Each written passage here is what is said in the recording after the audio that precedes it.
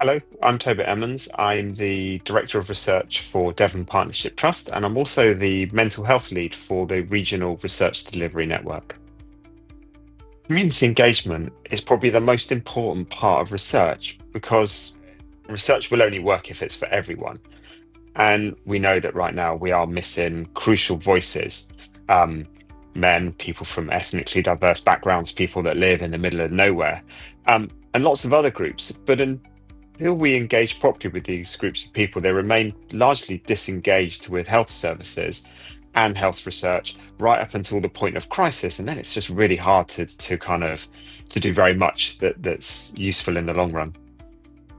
I think probably the most important aspect of community engagement is taking the time to build those really trusting relationships. So, particularly if we're trying to work with marginalized groups or people that feel particularly precarious in relation to health services, we can't just turn up and expect them to give, which is often what research feels like. There has to be some kind of reciprocal nature to it. So, good looks like um, a real genuine effort to involve not just a token layperson in a project, but actually really to try and embed the research within the community.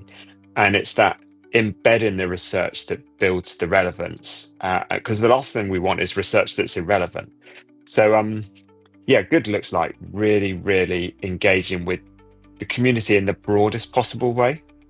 So there's a couple of projects that have come out of the early REN work that we did, and one of those is a collaborative project with Exeter University um, called Beyond the Stigma, and this is really trying to engage with young men in particular and move beyond this narrative that men just need to speak up, but actually to find ways that the services might respond to them more effectively when they do speak up.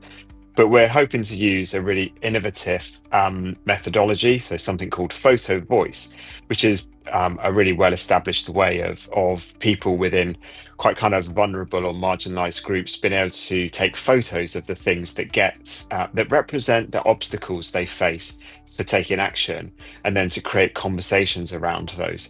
So we're hoping to embed that research within men's groups that are around the city. So hopefully places like Boatyard Bikes, Chop and Chat, other men's walking groups, some of the work that we've been doing with Who Needs Instructions, so Dad's Domain.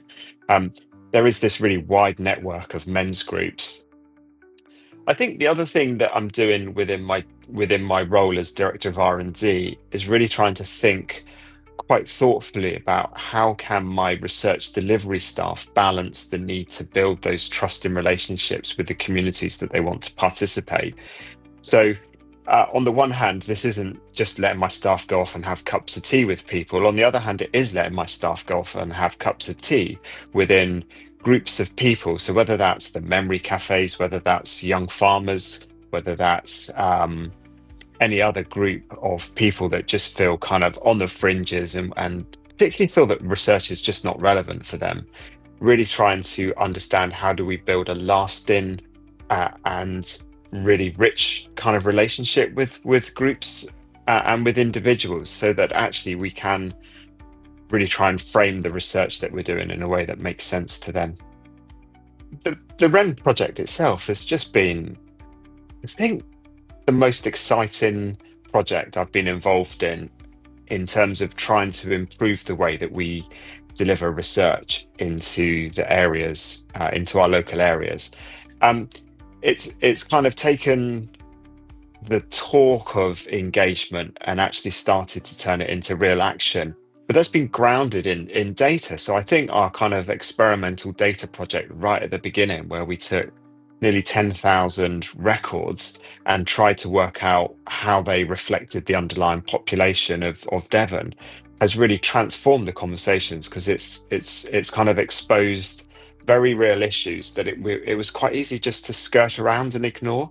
So it's been really exciting. I think it's given lots of people an opportunity to really become part of something, become part of research that's really, really important. And I think what's most exciting though is that we've not just focused on the really big, well-organized charitable organizations. Really connecting into grassroots voluntary sector organizations has totally transformed the conversation.